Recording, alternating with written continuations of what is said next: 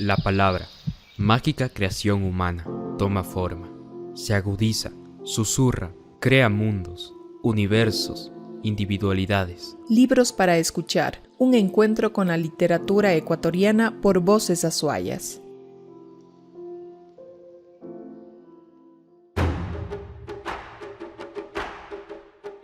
Una idea original de Ana Abad, Quilca Editores. Producción Juan Carlos López y B Comunicación, con el apoyo de Grupo Estrategia 7. El violín de Ingres. Novela escrita por Carlos Vázquez. 10. El develamiento del misterio de Mustafa.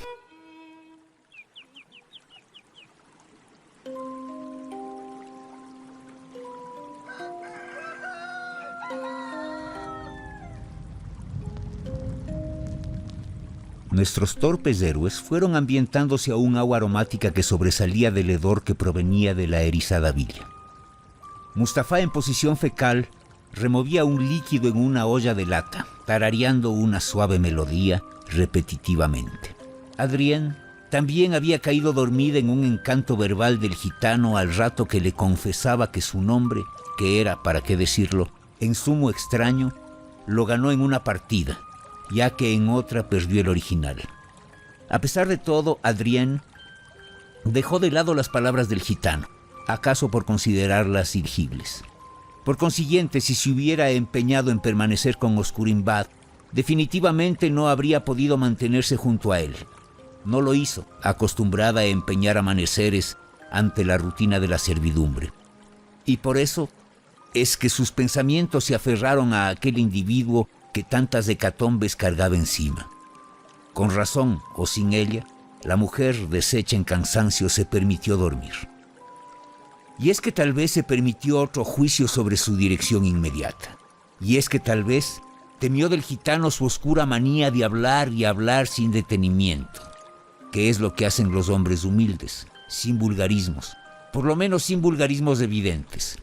En venerable locura, la locura de la mujer que lucubra horizontes peores que el existente, imaginó haber decretado que su vida la culminaría con Oscurinbad.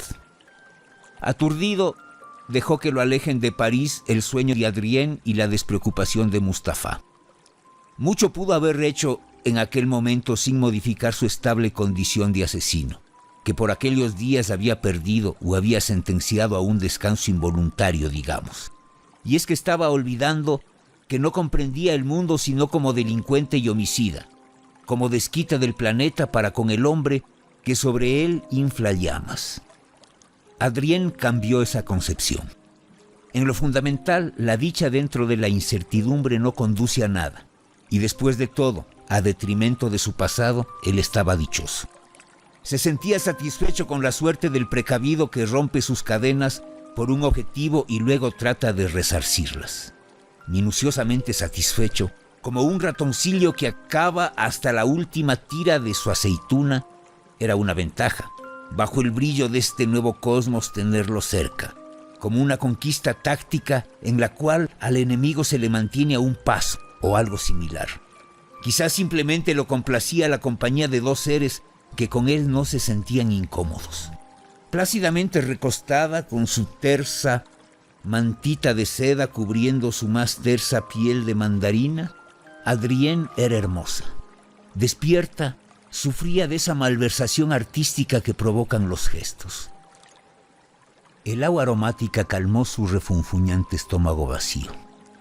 Cerca de la ribera septentrional del Sena, que es donde se ubicaron, de donde extrajeron el agua, donde confluyen el Marne y el Oise, un aire peculiar, algo gélido, sopló fuerte.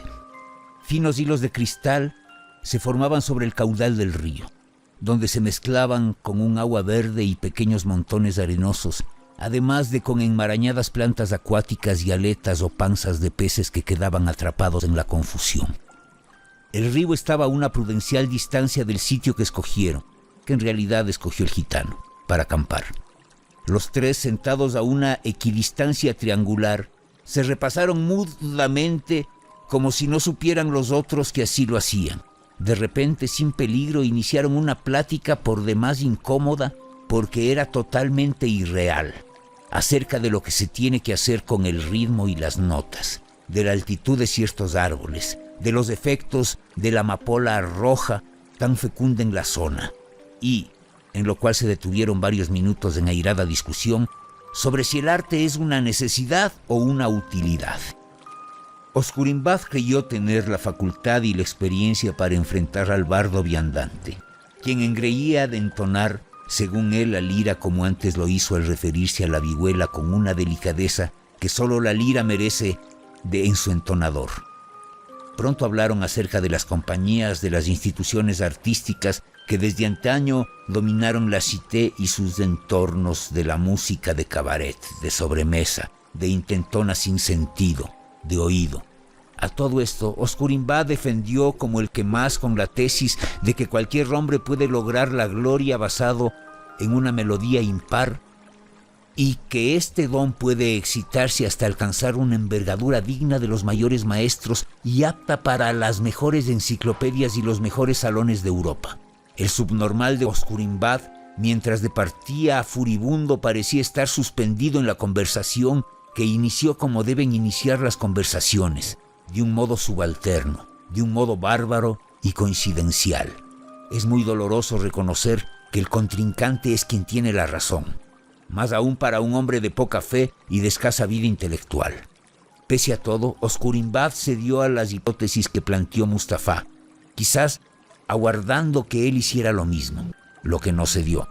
Adrien, siempre dentro de su capullo de timidez, los observaba. Se decía algo y callaba sin entrometerse. No acierto a comprender por qué Oscurinbad le siguió la corriente al gitano. Lo único real es que platicaron durante horas. Adrien durmió.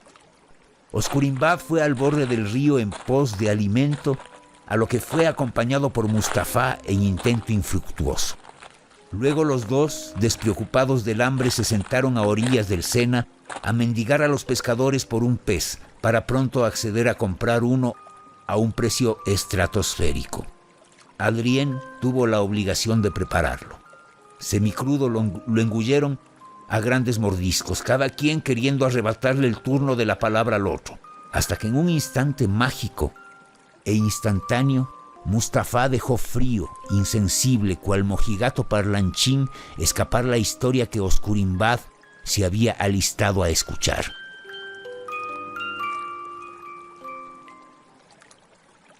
Hace ya muchos años mi familia decidió ir en busca de fortuna, al lugar de donde viene el sol cada mañana. Caminamos años de pueblo en pueblo, dispuestos a encontrar el lugar del que tanto nos hablaron en los pueblos cercanos a la caída del sol. Incluso nos embaucaron con la fatua idea de que todos los días el sol se consumía y que todos los días un grupo de hombres de buena voluntad lo volvía a fabricar allí en Oriente. Nos convencieron que la falta de fortaleza del astro rey se debía a los años que los mismos hombres habían trabajado en él. Allá fuimos, pues, dispuestos a suplir, si era necesario, a los veteranos que urdían el sol. El camino, como supondrá, fue duro, pero sabíamos desde un principio que el camino sería áspero como un molusco. Es más, podríamos asegurarle que la mayor parte de este fue duro pero complaciente. La gente en cualquier lugar nos recibía con alborozo, y ese alborozo para personas que pueden brindar risas como éramos nosotros es bien retribuido.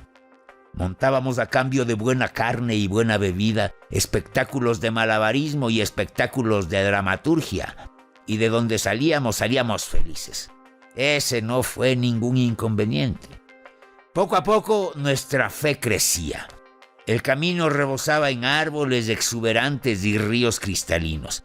Llovía cuando tenía que llover y brillaba el sol en su plenitud cuando debía brillar el sol. O sea, cuando la noche anterior los ancianos recuperaban fuerzas de donde no había para hacer un sol más pletórico. Todo obviamente según nosotros. En fin, nuestra alegría era nuestro amor familiar. Era lógico que teniéndonos a nosotros nada nos pasaría. Algún asalto nos amenazó. Fortalecidos por los otros, lo enfrentábamos con estoicismo.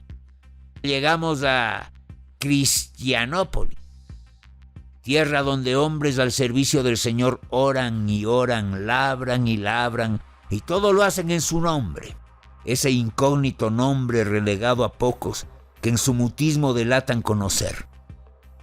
Creímos haber dado con nuestro objetivo. Pronto fuimos desalentados por los prelados de la comarca, quienes nos advirtieron que aquel sitio donde el sol era creado no existía, a lo cual hicimos caso omiso, siguiendo con nuestra ruta, despidiéndonos con alegría de ellos como ellos lo hicieron de nosotros, con una bendición a lo lejos que me resulta imborrable. No fue sino hasta que notamos que el camino se había vuelto muy largo cuando un hierro en nuestros cálculos o en los mapas que pusieron a nuestra disposición en Aviñón y corrigieron en Roma nos llevó al desconcierto. Despistados, antes que regresar, decidimos cambiar el rumbo según el mismo sol, seguirlo de alguna forma hasta dar con el paradero del laboratorio donde incansable e infinitamente era creado. Para nuestro infortunio, acertamos con el más temible de los laberintos, con el más arduo de los caminos, con la más abominable bestia de la naturaleza, el desierto. Especular que de cuál desierto se trataba es muy fácil. No lo puedo asegurar porque salir de allí nos costó y mucho. En ese desierto incesante perdí a una hermanita. En ese desierto incesante perdí el alma. Agotados de espalda contra espalda, moríamos sin remedio. Las dunas eran muros infranqueables y el viento el artista que las modificaba. Lamentábamos el día en que decidimos partir de nuestra solaz comarca en pos de una empresa que lo que trataba era de enaltecer a Dios en su perpetua tarea creadora y así eternizar a ese mismo astro que nos consumía. De tal manera injuriamos y maldecimos nuestra suerte, con el poco aliento que nos restaba. Fue entonces cuando él se presentó en su enigmática y tan sosegada forma. Era el mismo Luzbel, el ser más bello de la creación. Bueno, a decir verdad, no es ahora una imagen que me inste a recordarla con alegría, pero en ese momento mis pupilas se llenaron de aquel emblema físicamente perfecto que era su aura y su maledicencia. Mi mente lo recuerda espantoso por la impresión de lo posterior, supongo. Lo que es cierto es que su impavidez ante nuestra muerte inminente incrementó su belleza enormemente. Fue entonces cuando nos preguntó uno a uno si intercambiábamos nuestras almas por la vida que perdíamos. Evité acceder. Y lo digo no en un sentido de vanidad, sino basado en la cruda verdad. Pero al ver cómo mis familiares desaparecían paulatinamente según aceptaban las condiciones de su trato y esperanzado de ir donde ellos habían ido, ensañado por la envenenante lengua de aquel hermoso ángel que ahora nos salvaba, acepté. Pero no sin ser renuente al principio, lo cual lo obligó a transar de otra forma obsequiándome un deseo además de todo, como dijo. Uno de los grandes sueños del hombre es la inmortalidad. Mas todavía cuando ve tan de cerca como yo entonces a la muerte. Por eso accedí. Por eso pedí como deseo la inmortalidad. Por eso y porque no me era fácil creer que todos mis familiares en ese instante habían regresado a casa sanos y salvos, listos a enfrentar otros días, creo que fui inteligente. O sagas por lo menos de algún modo. La mañana siguiente todos bailábamos y bebíamos, malditos como estábamos pero vivos. Según pasaron los años nuestros familiares fueron pereciendo uno tras otro, hechos polvo. Sabíamos los restantes que sus almas eran posesión del Señor de las tinieblas. Y sabíamos que algún rato íbamos a compartir con ellos el castigo perpetuo. ¿Adverso mi milagro? ¿No es así? Bien. Pues no he fallado a la verdad. Como no le hice el día que lo conocí, amigos Curimbad. Ahora entiende por qué no morí, como sí lo hicieron mis familiares. Pues si quiera vislumbrar la agonía que sentía yo cuando entre ellos se masacraban y se vituperaban, y yo no podía hacer nada para detenerlos, especialmente porque anhelaba unírmeles en su depravación. Yo sé de su magia, yo sé cuál fue esa melodía, y sé, como el que más, cuánto puede enloquecer a un cuerdo, porque la escucho repetidamente cada noche, cada minuto del día, bajo la luna o bajo el sol. Pero despreocúpese, no estoy aquí para tomar venganza. Estoy aquí para que se entable una pregunta que tal vez no se la ha entablado. ¿Sabe usted de dónde salió esa melodía? En ese preciso momento, Mustafá se levantó y se desperezó. Oscurimbad y Adrien se miraron todavía atónitos por el increíble cuento que habían acabado de oír. Y sí, Oscurimbad sabía de dónde salió la melodía.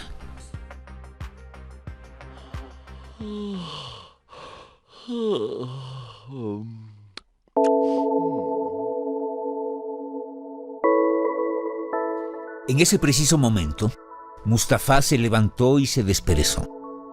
Oscurimbad y Adrien se miraron todavía atónitos por el increíble cuento que habían acabado de oír. Y sí, Oscurimbad sabía de dónde salió la melodía, pero no se lo iba a decir. No hubiese sido aquella la razón por la cual no pretendía matar. Y como sabemos, a él no le agradaba en lo absoluto la violencia, y mucho menos la sangre, y mucho menos su sangre. Todos se irguieron, recogieron las cosas en silencio. Una calma acompañada por la sinfonía que causaba el oleaje del Sena los llenó. Vieron los tres la ciudad con el sol a punto de esconderse detrás de las primeras casitas que desfilaban rumbo a Notre Dame. El gitano irrumpió la calma, pero con voz tranquila. No solo la fe estigmatiza. La conciencia hace mella para ambos lados. ¿No me han preguntado acaso por delicadeza la razón de mi vestimenta? No he cambiado de religión. Ahora más que nunca creo en un Salvador que puede redimir hasta el más caótico pecador. La conciencia, como premiador supremo de nuestros espíritus y asimismo castigador insobornable, infiere sobre la carne del réprobo el dolor del estigma. Y tampoco crean que es por mucha fe, aunque puede ser. Todo nació y usted, Oscurimbad, lo puede constatar si su memoria no es fallida. El día que mis familiares, todos en cofradía, emprendieron el viaje al Averno, que es el mismo día que usted los mató, me tocó la infame tarea de enterrarlos. Al pie de sus tumbas, lo que no había hecho durante muchos años, oré por ellos y sellé mi oración con la señal de la cruz. Al santiguarme en los lugares que señalé con el símbolo cristiano, se abrieron heridas que sangran y sangran dolorosamente. Por eso el turbante que cubre la abertura en la frente. Por eso los guantes que cubren mi abertura en mi mano derecha. Uso en la izquierda para perder preguntones. Por eso la faja que rodea mi cintura, que cubre la abertura sobre mi ombligo. Por eso la ropa de cuero que cubre mis heridas en los hombros. Pero no se asusten. Creo que esto es una bendición a final de cuentas, pues quizás si Jesús me aniquila desangrándome en su bendito nombre, mi alma halle redención. Tal vez de esta manera esté asaltando al mismísimo Bel. No lo sé. Pudo también ser un trueque. Él tiene mi alma, que la he perdido por flaqueza, y yo la vida que él no tiene. ¿Cuál es la solución? Lo sabré solo al volverlo a encontrar. El horizonte ya se movía gelatinosamente sobre la planicie. Era hora de buscar abrigo. Mustafá se ruborizó al ver el rojo atardecer. Lo creyó un simulacro del infierno a él prometido. Oscurimbad notó que ya no tenía ni el sombrero ni la capa con los cuales abandonó París meses antes. Adrien abrió la sombrilla comida ya por el temporal de los días precedentes, tragaron al unísono saliva. Parecemos idiotas, dijo Oscurinbad. parados frente a un atardecer como cualquier otro. Mañana aquí sucederá lo mismo. Después de unos días también. ¿O será que lo somos? Terminó como si se dirigiera a sí mismo. Duele saber cosas, ¿no es así? Respondió Mustafa, que cada vez les parecía más sabio. Oscurinbad miró al campo colmado de rojas amapolas que con el atardecer de frente parecían arder. Yo talé por estos predios, dijo identificando el paisaje. vagabundeaba por estos bosques y por esa ciénaga que la civilización está comiendo.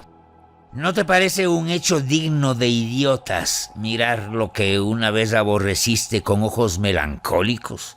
Es ridículo. ¿Realmente cree que solo los idiotas viven las desgracias? En lo absoluto, lo que sí creo es que solo los idiotas las divulgan como si se tratara de actos heroicos. En ese caso, todos somos fanfarrones de idiotas. Solo aquellos faltos de identidad. Aquellos que no son timoratos de Dios. Aquellos que no comprenden que se debería escribir en pergaminos, en la lengua de los perros. ¿O estoy equivocado en pensar que los lenguajes fueron inventados por la gente común? Y corríjanme si las ideas astutas no pertenecen únicamente a los hombres de talento y son asimismo comprendidos solo por hombres de análogas cualidades. Hay una diferencia, mis amigos. Salvarla es lo que debe acometer a los hombres. En otras palabras, dejar los cuentos infundados a los idiotas. El tumulto usualmente comete el error de actuar torpemente, más aún con cosas vitales. Tienes razón, colega Mustafa. Entonces a nosotros no nos está vedado mirar un panorama bello, sino en todo caso gozarlo. Pensó en la alegórica irrealidad entre Homé, quien abordó el tema del lenguaje, y en ese momento en que el gitano hacía lo mismo. Pensó en una comunión cosmogónica o astral o algo similar, sin saber que ese tema es recurrente cuando se inicia una plática cualesquiera destinada al ámbito intelectual. Por eso, ¿no te parece que un hombre maniatado o manipulado por el tumulto es presa fácil de tergiversaciones y embustes, además de la obvia carencia de entendimiento por el público en general? Le centellearon las pupilas a Oscurinbad. Es cierto, se convierte en algo así como en un cuento de idiotas. Es divulgado pero malentendido. Efectivamente. Usted ha comprendido que el despiste es el que causa diferencias entre los hombres. Ver pero no observar. Oír pero no escuchar. Hablar y no decir nada. Esta es la corriente e inclinación de la que hacen uso los idiotas. ¿Con cuántos hemos bregado a lo largo de nuestros días? ¿A cuántos hemos tenido que entender a fuer de no poder ser entendidos por ellos? Este mismo puede ser un cuento idóneo para idiotas. Y usted y yo podemos formar parte de una gran trama insignificante, insustancial. Es más, podemos ser presas fáciles de un mentiroso escriba que de nuestros dones sobrenaturales abuse, tratándonos como malhechores o como subnormales, a no saber de antemano que los subnormales suelen ser los más interesantes de los personajes. Y su música, Oscurinbad, su tormentosa música, ¿qué decir de su música? Puede darse el caso de que nunca oídos sanos la oyeran como debe ser oída. ¿Alguien alguna vez le ha dado un criterio acerca de ella? Mustafa se sopló los sabañones que tenía en los dedos. Acabó enredando en suspiros en un tono distinto, más afable. Mi nombre un día fue Rastra. Lo recuerdo de cuando en cuando, Enanos y gigantes cambiaron mi nombre. Idiotas jugaron con él. Preferí así dar mejor uso de mis atributos y darme la libertad que entre ellos no encontré. Soy hombre de esperanzas. Y sé que si ese violín o su espíritu, Oscurimbad, poseen el mal a tal extremo, también pueden alcanzar bienestar, una inmejorable bondad. Tengo algunas amistades ganadas mayormente por cosas en común que nos distinguen del resto. Ni se imaginan la clase de gente que oferta su alma a cambio de poder. Precisamente esta gente le puede ayudar, Oscurimbad. Son como el conjunto de alta alcurnia parisina, personas de arte. Diríjanse a esta dirección y díganles que van de parte de Mustafá. Estoy seguro que serán bien atendidos. Extendió hacia ellos un papelito que pellizcó Oscurimbad sin saber qué hacer con este y velozmente se lo arrebató de las manos a Adrián. Una dirección redactada a manuscrita dilató sus fosas nasales. Ella se sentía extasiada con aquellas anécdotas, sin importarle lo que decía, sino con qué autoridad lo hacía. ¿Acaso la ruindad de un alma diabólica la complacía como antes la complació el otro gran misterio de su vida, Oscurimbad? Se enganchó al brazo del violinista, le susurró al oído una grosería libidinosa y no jaló ante la atenta y triste mirada del gitano. Un campo floreado de sus amapolas en flor recibió sus tropezones consecutivos y los perdió de la vista de Mustafá. Todavía para Mustafá estaba lejos la redención.